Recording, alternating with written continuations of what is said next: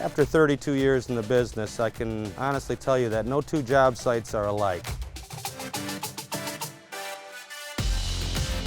We've been having rain now for just about every other day for 30 days, which turned this job site into a mud pit.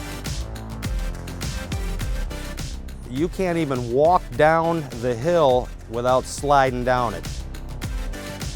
I was falling behind schedule, so I took it upon myself to do a little research, and I went and picked myself up a Trailblazer. The Trailblazer was very stable, up the hill, down the hill. My guys could control it easily. There was no problems whatsoever.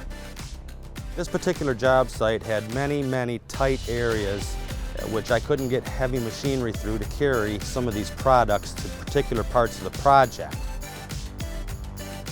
There are different sized boulders, materials. It was nice to be able to adjust the sides of the Trailblazer to fit all my particular products, large, small.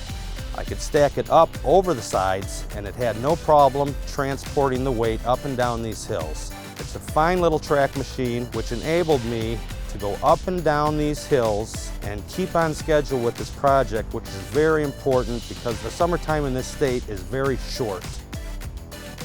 Thanks to that Trailblazer, I stayed on schedule and completed this project in a timely manner.